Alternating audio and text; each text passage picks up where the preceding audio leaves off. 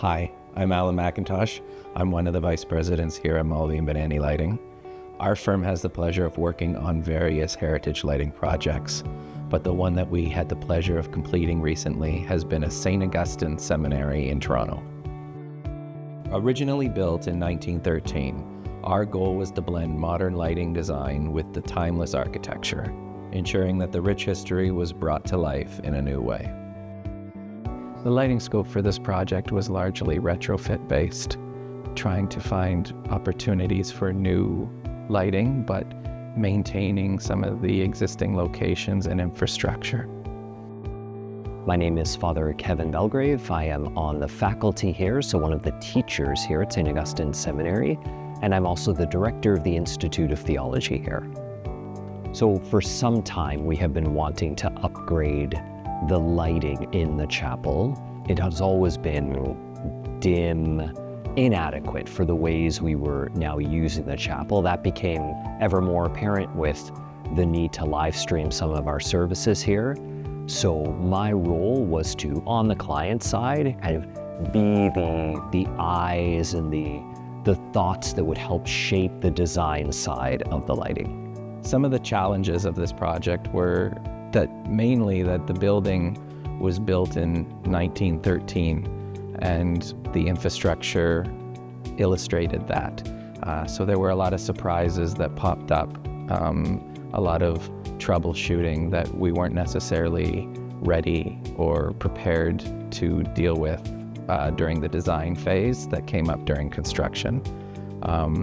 One of the major hurdles that we needed to come up or overcome was the ability to zone the fixtures using the existing infrastructure, running new circuits to existing locations.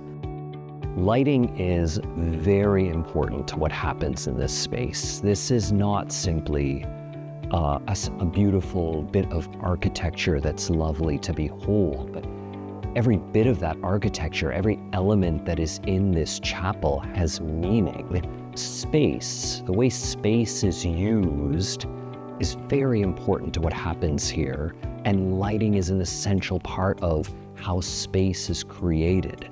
And so the way we use lighting in this chapel only helps to accentuate either elements or specific times that we're using it in order to bring out the meaning of what we're trying to do in the chapel.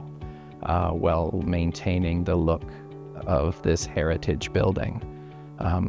The ability to dim the fixtures was also a mandatory requirement, and some of the zoning and the dimming was also a hurdle in itself, with the existing infrastructure not having control other than relay on and off.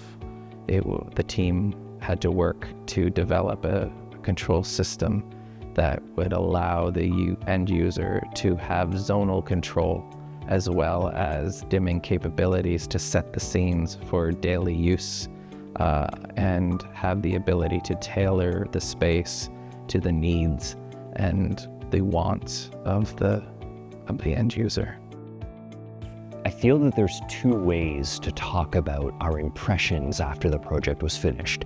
One is that no one was jarred by it. So we did a good job of transitioning people into a new experience of lighting.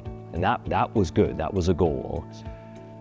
The second, and perhaps more important outcome, is just the excitement that I see in people around the ability to tailor scenes to be more meaningfully connected to what we're doing in the chapel.